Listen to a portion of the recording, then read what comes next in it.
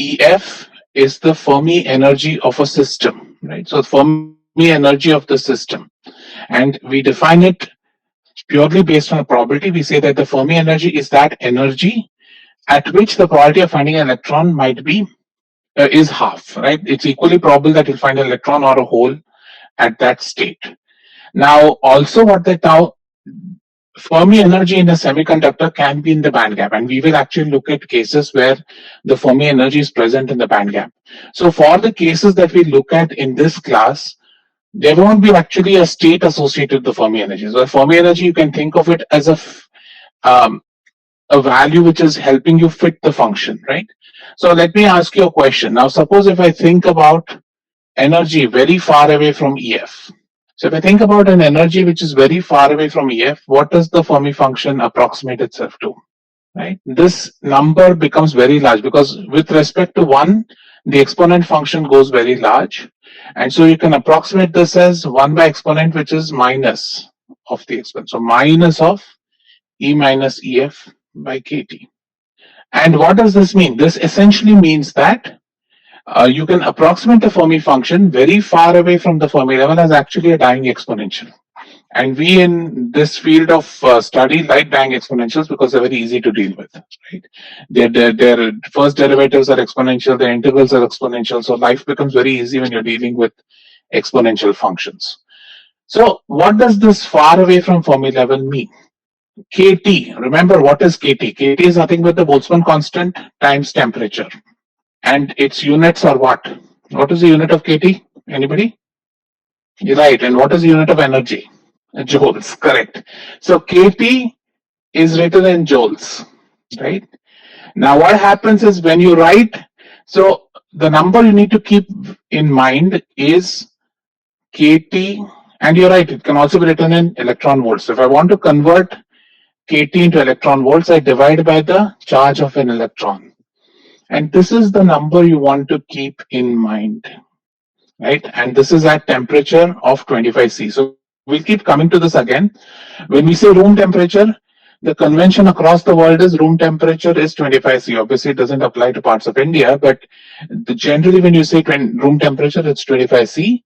And so the number you need to keep in mind is 26 millivolts, so 25.9 millivolts, right? So if you think about it as so, KT by Q is actually a voltage, and this is called as a thermal voltage, right? And the thermal voltage is sometimes written as 26 millivolts. So why is this important? Because when we start looking at energy levels, right, what I'll say is if my energy level difference is approximately 3 times 26 millielectron volts, I'll call it far away. Because it's an exponential function, it dies pretty rapidly. So in this class, we'll generally say that as long as E minus EF is greater than 3 kT, right? If I have a situation where this happens, then I can approximate my f of E as the exponential function. And this approximation is known as the Maxwell-Boltzmann approximation. So remember, while that Fermi function looks daunting, in this class, it's your introductory class, we'll convert that Fermi function to a dying exponential. So going forward then, it's just the exponential that you need to worry about. Now, why is this important again? Now let's go back and figure out that what we wanted to do. We wanted to count the number of electrons. So again, let's recall what I did towards the end of the last class. If I think about a semiconductor, right, and if I plot the number of states, so let's assume the Fermi level is somewhere here, right? So if I plot the number of states, I told you that the number of states keep increasing as you go higher and higher in the conduction band. So as you go higher and higher in the conduction band, you begin to see this a number of states increasing, and they're defined by what is known as a density of states. So GC of E is basically how many states are present at E, right? And again, somebody asked the question last week, I just want to remind everybody, in reality, as we had done initially, right, these states are essentially quantized, but when we consider a system, which is a crystal, which is made up of infinite atoms, we can approximate that to a continuous function. So this is basically a large number of atoms with different energies contributing to a continuum of states. So you sometimes hear the word continuum of states. That is, both are bands, and this is the band theory, right? Is that a band is defined as a continuous distribution of states I have in the conduction band or the valence band, right? So now if I want to count the number of electrons, right, in the system, remember these are the mobile electrons in the system. So I want to count how many electrons are present in the conduction band. So in the conduction band, if I want to do that, I basically do EC to infinity GC of E times F of E, right? So at every energy, I know what the density of states is. F of E tells me the probability of finding an electron there. So number of states times probability tells you the approximate number of electrons I have at an energy E. By integrating that over the entire band gap, I can get the total number of electrons that are present in the band gap, right? Now, again, you don't need to go through all the mathematics. I'll just give you the final answer because you're not expected to know this. What you're expected to know is this. Again, don't be daunted by this expression. We'll simplify this, right? So what you see is that the N is some constant times. So we call this, so we see that the total number of electrons in the system is some constant times a dying exponential. And that exponential is basically the distance of EC from EF, right? So this is, again, what we have done here is we've used the Maxwell-Boltzmann approximation for the Fermi-Dirac function, right? We've assumed that the Fermi-Dirac function can be written as a dying exponential. And when you integrate an exponential, you'll get the exponential back. So that's essentially how you get this. And what you see is this parameter is known as the effective density of states in the conduction band. So what we are essentially doing is, and this is true for most of your questions in this class, as you take advanced semiconductor classes, you'll see what are the approximations that go in and how to, how to do something more accurate than the simple approximations that we do. So what we see is that this is the effective density of states. It's calculated. You have it tabulated at the end of your textbook. So what we're approximating is we're approximating this entire conduction band is all located at this energy EC. So we're saying that the total number of electrons I can say is this effective density of states, which is at EC, and I find what the probability of finding the electron is at that particular energy, right? So you can think of this as, instead of doing the entire integration, doing that, what we have approximated is total number of electrons is just the probability of finding an electron at EC, right, times the total number of states in at EC. And what we're doing is we're basically lumping the entire conduction band to EC. Similarly, if I want to find the number of holes, I'll do the same logic for holes, and I will call it as NV times exponent of, remember, holes is 1 minus F of E. So when you do that, you essentially get the flip version, EF minus EV by KT. Again, the reason we do that is because probability of finding a hole is 1 minus F of E, right? And so when you approximate for a large energy delta between E and EF, you'll essentially get that. So these are very important formulae to remember. This is the key formulae you need in this class at all times. Whenever we think of devices, this is where we'll start with, right? And why is this important, right? So first of all, let's talk about the units. So in this, whenever you're using, again, because there'll be a lot of numericals in the class, what are the units of NC and NV? Anybody want to guess what the units are? What are the units of N and P? Correct. So the units of N and P are number per centimeter cube, right? What is N? N is the density of electrons in the system, right? P is the density of holes. Remember, we are all doing this for a given density because the number of atoms is within a centimeter cube, right? It's an otherwise infinite space. So N and P have the units of per centimeter cube. So NC and NV have to have the same unit. So they also go as number per centimeter cube. Now, remember, as I told you, EF and EV are energies. KT is an energy, right? So whenever you do these kind of divisions of EC minus EF by KT, in this class, what we do is, because EC and EF are in electron volts, I can take my KT in also electron volts, right? So basically then I can write EC minus EF both in electron volts divided by, if I'm doing room temperature calculations, it will be 0.026, right? So this is how I'll calculate that ratio of EC minus EF by KT. Okay, so always remember, just because I've written, the reason I've written this is because it has to be dimensionally consistent, right? Because EC and EF are in energies, KT has to be in energy. Sometimes you'll see textbooks or you'll see other people in slides where they write this as KT by Q. So if you write that as KT by Q, remember that you're already assuming that this is in electron volts, right? So be very careful. Don't put this in joules and put this in electron volts. Then you're basically double counting it and it'll be wrong, right? So whenever you're finding this ratio, ensure that EC and EF are in electron volts, which is what we will do, because we will talk about EC and EF in terms of volts or electron volts. So in this class, always EC and EF will be in electron volts. And so always remember your KT is in electron volts, and at room temperature, it is 26 milli electron volts. So again, key point to remember is, in a system, the N and P, the number of electrons and number of holes, are decided completely by the Fermi level. So that's the why, the Fermi level. So finding where the Fermi level is in a system is important, because this Fermi level dictates how many conduction band electrons are there, how many valence band holes are there. And conduction band electrons and valence band holes are important for current conduction in the semiconductor, right? So now, again, remember, NC and NB are given at the back of a textbook. If it's not given in the question, you're expected to go and look at your textbook. The index has masses, NC, NVs, densities, dielectric constant. It has a table for all the common semiconductors that we normally used. So we expect you to go back and look. So NC, NV is given, right? So we would give you what NC and NV are. You just need to plug in.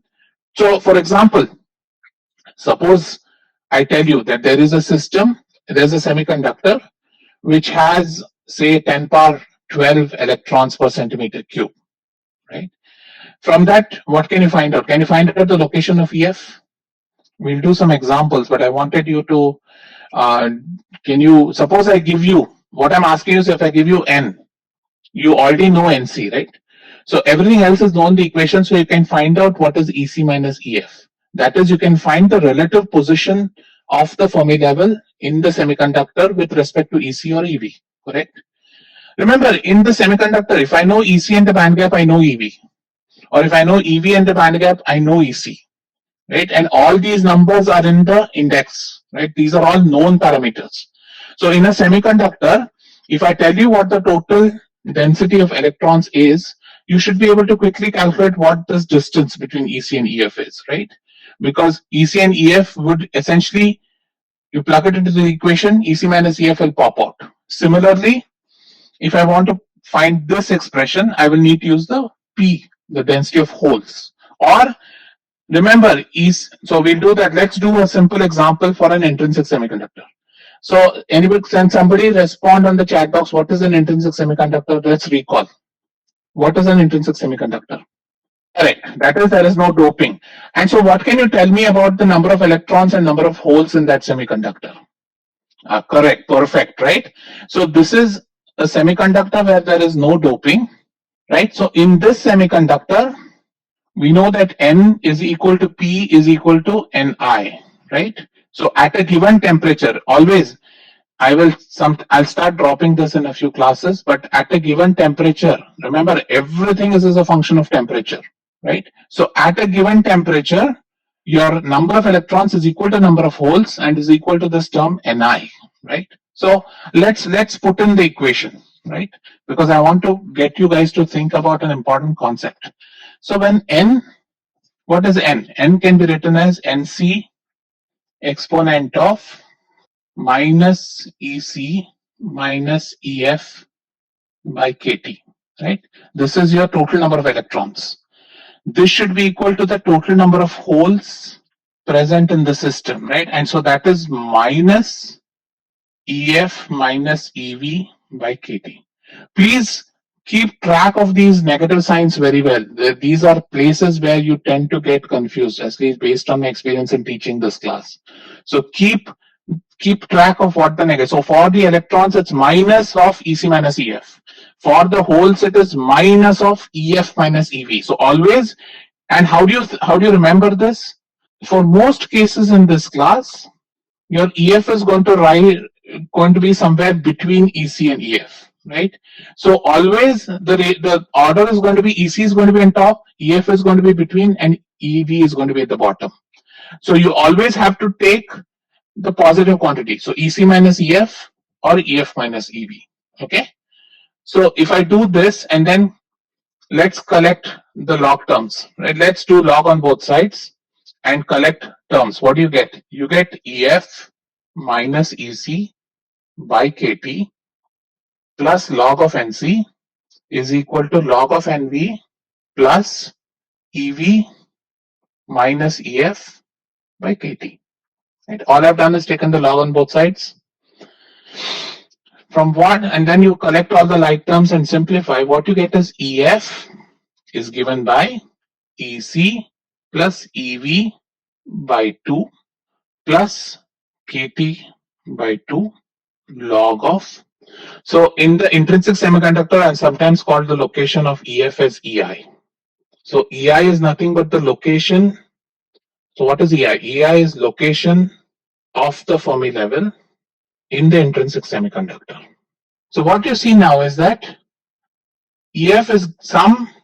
So where is the EC plus EV by 2 point in the band gap? Exactly. It's right in the middle of the band gap, right? So if I think about EI is EC plus EV by 2. So normally in most semiconductors, so let me give an example. In silicon, for example, in silicon, NV is equal to roughly 1A19 per cc and NC is roughly equal to 2.8E19 per cc. Right? These are just some numbers, for example, in silicon. So in silicon, what you see is that the number of states in the conduction band and valence band are close to each other. They're not very different. So again, start thinking, we are doing things in log now, right? So if you have the same order of magnitude, it's okay. It's about the same, right? So if I look at this, you see that NC and V are very close by. So what does it mean? So that means in silicon, this term is going to be much smaller because you're going to take the log of 2.8, right? Log of 2.8 is what? E is roughly 2.3. So log of 2.8 will be a little bit more than 1. KT by 2 is going to be at room temperature is going to be 0.026 by 2. So 13 millivolts. And so 13 is a very small, 13 times 1, it's around 13 milli, right? So 13 milli is very small compared to EC plus EV by 2.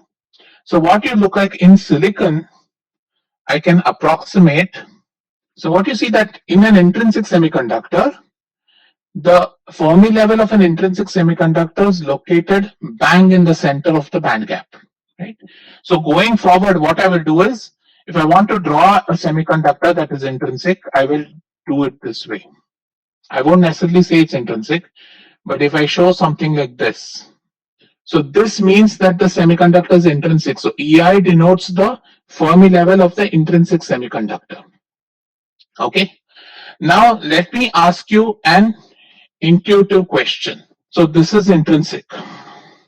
So remember, and why is this little at the band gap center? Because what we are saying is that the number of electrons and the number of holes are equal, which means that the distance of the Fermi level from EC should be approximately equal to the distance of the Fermi level from EV, because NC and V are roughly equal to each other.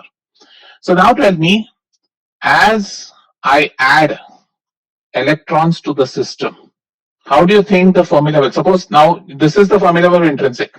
Suppose I add electrons to the system. Which way will the Fermi level move? Two of you gave me two different answers. Yeah, correct. No, not towards EV. So when I'm adding electrons, so let's think about it. When I'm adding electrons, right, then I need to increase the probability of finding electrons in the conduction band, right? What do I say? When I'm adding electrons means these electrons are in the conduction band, right? So which means that to ensure that the probability of finding an electron in the conduction band increases, what will happen is that the Fermi level will adjust itself in such a way that it will be in the top half of the band gap. So for an N-type semiconductor, your Fermi level generally sits at the top of the band gap. So what this tells you is that this is telling you that it's easier to find an electron in the system than the hole, right?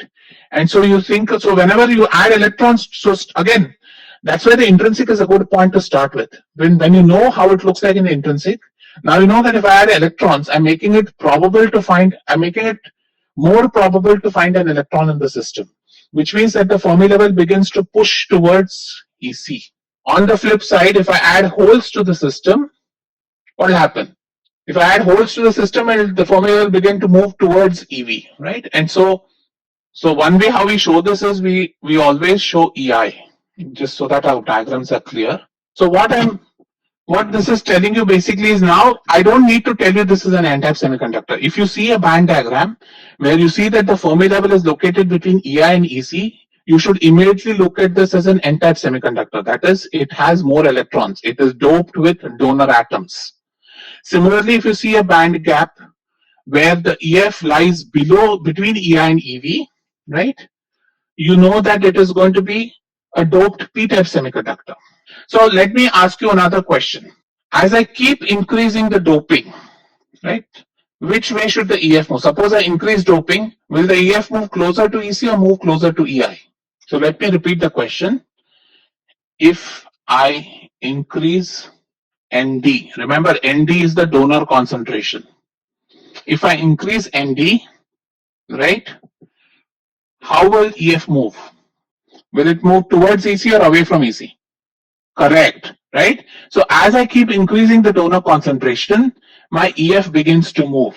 So what you see is that EC minus EF, or an important thing is EF minus EI. So depending on if EF minus EI is positive, then I know it is if EF minus EI is greater than 0, it is an N-type semiconductor. If EF minus EI is less than 0, it is a P-type semiconductor, right? So what you see is that by measuring the distance of the Fermi level from its intrinsic point, or by measuring the other distance, but this is easier. So as I increase the separation from intrinsic, I'm making it more extrinsic, right? So as I push more dopants into the system, I'm making the system essentially extrinsic. So I'm increasing the distance. So the distance between EF and EI becomes very important, because that tells you. So if suppose I told you that there is one system which has EF minus EI of 0.2 volts, right? Suppose I say in one semiconductor 1, EF minus EI is roughly 0.2 electron volts. So this is semiconductor 1. And in the second semiconductor, I say EF minus EI is 0.3 electron volts. So you should automatically think that this should tell you that semiconductor 2 is heavily doped. It is doped higher than semiconductor 1. Because the separation of EF from EI has increased, means that it has more doping. So another way to therefore think about N and P, and you can go and try it from, so again, so what you want to do here is, suppose I assume, so for silicon, right, let's assume this is true. Let's not worry about the delta between NC and NB, right? So if you think about this statement being true, then I can write, and this sometimes helps you, is I can write my N as Ni times exponent of EF minus EI by KT, and I can write my hole density as Ni exponent of EI minus EF. So instead of looking at the distance from the conduction or the valence band edges, I can also think about this as the distance from the intrinsic semiconductor. So if I want to calculate the number of electrons or the location of the Fermi level given the number of electrons, I can do that by either comparing it to the intrinsic semiconductor. So the distance of EF from EI clearly tells you whether it is N-type or P-type, right? So you see that when you want to find where the Fermi level is given a concentration, right, you can either go the NC-NV route or you can go the Ni route. And I like this route because generally Ni is much well known than NCNV. There are more errors in NCNV than there are errors in Ni. So generally, I like to use the Ni route when I want to find out what the Fermi level is. Okay, Arjun asks, what's the difference between EI and EF? I can't understand. So remember, EI is the Fermi level for an intrinsic semiconductor. EF is the Fermi level for a doped semiconductor, right? So when I'm saying something with respect to EI, or the other way to think about it is for silicon or for most semiconductors, you can assume EI is in the center of the band gap, but it is not always true. It's an approximation, right? So in the definition of EI is it's the Fermi level of the intrinsic semiconductor. The EF in a doped semiconductor is reference to the Fermi level of an intrinsic semiconductor. Is that okay? Okay. Sir, may I ask a question? Yeah, go ahead. Sir, you told like the second formula for determining N and P is more preferred because Ni can be determined more accurately.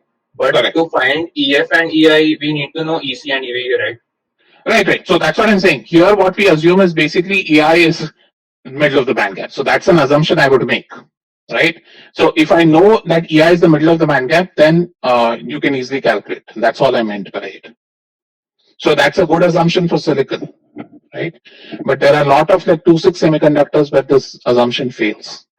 I'll do some examples that will give you some idea. Okay, so let's think about what is known as the law of mass action in semiconductors. So let's. Did I have a dope? Okay, let's do this first and go back to it. So let's think about N-type and P-type semiconductors. So let me ask you a question. So one of the common when we want to understand semiconductor devices, how they operate, one of the starting steps we do is find out where the Fermi level is in a given semiconductor, right? So suppose I tell you I have a semiconductor doped with Nd atoms per centimeter cube. So this is what I've given to you, and I've told you find the location of the Fermi level. This is a very common starting point to understand any device operation. So this is something you guys have to be very familiar with. It should almost come naturally to you when you're doing this course this semester, right? So I'm asking you in the band gap. So I'm asking you that I have a semiconductor which is doped with some donor concentration Nd. I've asked you what is the location, and let's assume that temperature is close to room temperature. So let's see how do we go about calculating this, and let's assume it's silicon, so you know Ni, Nc, Nv, whatever. So what do you know when I say the dopants are Nd? What can you tell me about the number of electrons in that semiconductor? So if I tell you that the number of dopant atoms are Nd per centimeter cubes, what can you? No, Vedant, don't go there. Just tell me what is N equal to in terms of Nd. Everybody agreed that N is equal to Nd. Anybody not understanding why the number of electrons should not be Nd? Remember, every donor atom will give one electron to the Dionia. Don't we'll come to that later. So for a normal dopant system, right? We know that every donor atom gives one electron to the crystal, free electron, right? So if I'm saying that I have Nd donor atoms, then Nd donor atoms are going to give you Nd electrons, right? So what I know is I know N is equal to Nd. Now if I ask you find out the Fermi level, right? So what can you do? So we know that N is equal to Ni exponent of Ef minus Ei by Kt. And so what this means is, and this is nothing but Nd. So from that, you can calculate what your EF is. How do you do that? EF minus EI is basically Kt times ln of Nd by Ni. And so therefore you can write your EF as EI plus Kt ln of Nd by Ni. Again, remember that if everything is in electron volts, you have to take Kt in electron volts, right? So given the doping concentration in a semiconductor, you can find what the number of electrons are. Gaurav, I'll get to your question in a bit, right? So in So what am I? So when I made this approximation, what is the approximation? That will answer your question. So Ni in silicon at room temperature is roughly 10 power 10 per centimeter cube, right? So, and normally when we do doping, right, we do doping in the orders of 1e13, 1e14. So Nd is of the order of 1e13 or more. We can go all the way up to 1e19.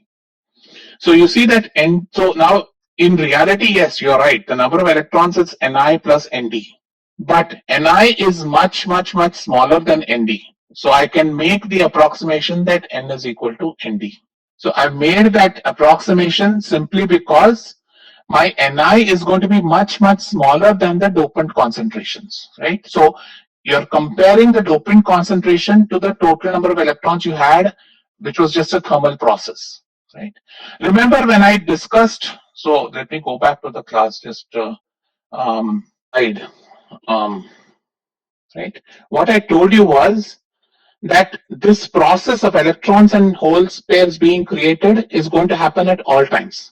But when you have doping concentration present in that crystal, that is going to donate more electrons, right? So in this same thing we're doing, this process happens at all temperatures, but this process, if Nd is much greater than Ni, then I can basically neglect this electron hole pair generation and treat everything as just totally dominated by the doping concentration of the semiconductor, right? So let's, right? So again, what this is telling you is that from this expression, you see that EF is higher than EI, right? And it's higher by KT ln ND by Ni. So as I keep increasing my ND, my EF is going to start separating. And remember, it goes in the log term, right? So what you'll see is how to, suppose, go back and try and plot it on Excel or something. What you want to see is that as your separation increases, your doping concentration actually goes higher in its logarithmic terms, right? So because of the ln term present here, EF is going to move much slower than ND, the other way to think about it. Madhin asks, how did we get the Ni exponent formula from the NC exponent formula? I let go and, EI is EC plus EV by 2. So go ahead and substitute that. So if you want to eliminate EC and EV, right, that's what you need to do. You want me to do it? Okay, let's do it quickly. So let me do it here. So in an intrinsic semiconductor, Ni is equal to N is equal to P. What we see is that Np is equal to Ni squared. This is what is known as the law of mass action in a semiconductor. What this means is that at all times in a semiconductor, we will have the product. So this is known as the NP product. The NP product is a constant. So when I assume in an intrinsic semiconductor, let's do it. So Ni squared can be written as Nc times, Ni squared can be written as Nc times exponent of minus Ec minus Ef by Kt times Nv exponent of minus Ef minus Ev by Kt, right? Which is NcNv exponent of minus Ec minus Ef plus Ef minus Ev by Kt, which basically translates to NcNv. What is Ec minus Ev? Eg, correct, or 2Ei, but Eg is correct. So what you see is NcNv exponent of minus Eg, right? So what you see now is that Ni squared is NcNv. And so what you want to do is now go back and replace Nc by this expression, and then take in the Ei into the exponent, Eg into the exponent, you'll get back the Ni expression, right? So what you see is, so an important concept here, you see Ni squared is NcNv exponent of minus Eg by Kt. What does this mean? That means that Ni squared is independent of the Fermi level, right? So this is telling you that Ni squared is independent of the Fermi level. And this is true for any semiconductor, right? So any semiconductor which has a Fermi level, if I take the product of the total number of electrons and the total number of holes, the product is going to be a constant. So this is the law of mass action, which says that at equilibrium, I sometimes donate the concentrations at subscript of 0. A very, very important um, fundamental axiom, if you will, of semiconductors. Ni is in, so remember, Ni is independent of doping. Ni is the intrinsic carrier concentration of the semiconductor, and always at any temperature for any doping, NP product is a constant, right? So keep this always, NP product is a constant, which means that for any doped semiconductor, NP is equal to Ni squared. So now let's go to the doped semiconductor and now see. So in this doped semiconductor again, NP is always equal to Ni squared, right? Which means that P is equal to Ni squared by N, which is roughly equal to Ni squared by Nd. So what do you see? As you keep increasing the N-type doping in the semiconductor, you keep increasing the number of electrons, but you keep decreasing the number of holes in the system. So by adding more and more dopants, N-type dopants in the semiconductor, you're increasing the number of electrons and decreasing the number of holes. How do you think about it from the Fermi standpoint? From the Fermi level standpoint, it's similar. It's as EF starts moving up, this distance dictates the number of electrons. So the smaller this distance, the higher the number of electrons I have. And this distance dictates the number of holes in the system. So larger this distance, less the number of holes I have, right? So as I start putting in more and more dopants, this EF begins to move up, which means that you create more electrons and you're reducing the number of holes in the system, right? So always what you'll see is that as I keep putting more and more dopants in system, I'm going to give a particular carrier more precedence over the other carrier. So when I put N-type Nd into the system, Nd is going to give you electrons. So I'm going to increase the number of electrons and reduce the number of holes. So Arjun, Jaydeep and Arjun ask, Ni is a property of semiconductor, not of the dopant. So perfect. We just looked at that, right? Ni squared is NC/Nv exponent of minus Eg by kT.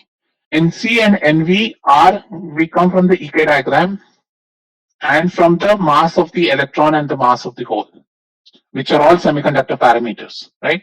So Nc and Nv are all semiconductor parameters, independent of doping. Eg is a semiconductor parameter, independent of doping. So Ni is a parameter that is totally semiconductor dominant. It is not dependent on the doping of the semiconductor. Interesting what you see is, so now let's think about what can you say about Ni squared versus temperature, or Ni versus temperature? What is the relationship between Ni? So Dion asks, is Mn and Mh same for all substances? No, it is not. Mn and Mh are come from the Ek diagram. Ek diagram is different for different semiconductors, so the masses are different, right? So the spacing, the crystal structures are different, right, for different semiconductors, which means that the Ek diagrams are going to be different, so the masses are going to be different. So can somebody guess this? What will happen to Ni versus temperature? What do you guys think? What is the kind of relationship you expect? Exponential, right? So that's what I was looking for. You see, basically Ni is exponent of, it's proportional to exponent of minus Eg by kT. So what we see is, in reality, your Nc and Nv, if you look at the expressions, they are roughly proportional to T power 3 by 2. But what you see is that the exponent drives the relationship. So you end up seeing, if I plot it at a log scale, a log and 1 by t. So if this is a log scale and semi-log scale, what I see is this, that the Ni drops as I increase 1 by t, or in other words, as I increase the temperature, Ni increases, right? Now, if this is silicon, how do you think the graph of germanium, how do you think the graph of germanium will look? So remember, silicon has a band gap of 1.1 eV, germanium has a band gap of 0.66 eV. So how would the graph of germanium look? Would it be above silicon, below silicon? What would be the slope be? So what you'll see is that germanium actually looks higher. And what can you say about the slope? The slope is going to be slightly lower, so it's going to look like this, because the slope is also dependent on Eg, right? So what you see is that germanium begins to be very high and has a slower rate with increasing temperature, whereas silicon will increase rapidly. Let me take. Now let's look at what happens to a doped semiconductor. So let's think about, do I have doped semiconductor? So let me do this first. I'll come back to doped semiconductors. So let's assume that we have ND and Na in a system. Let's assume this. Right? Now let's try to find out how do we relate all the different components to it. So we know one thing, that ND, right? When ND is present, ND will give an ND plus one electron, right? So anytime ND is present in the system, right, I have free electrons, but I also have what are known as charge centers. So these are charge centers where the dopant atom is. So, and similarly, if I have Na will accept an electron and give a hole, right? So it gets negatively charged.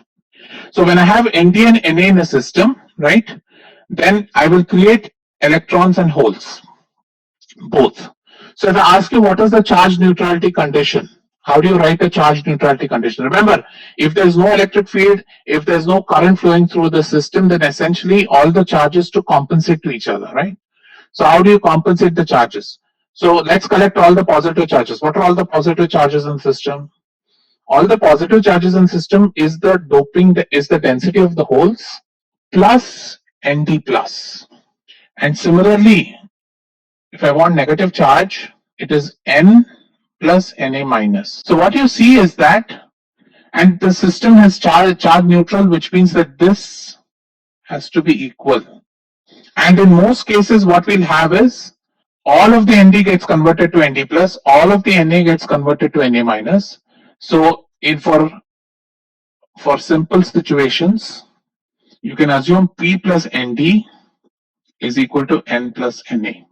That is, the total number of positive charges, which is made up of holes and the charge centers of Nd, are equal to N plus Na, right?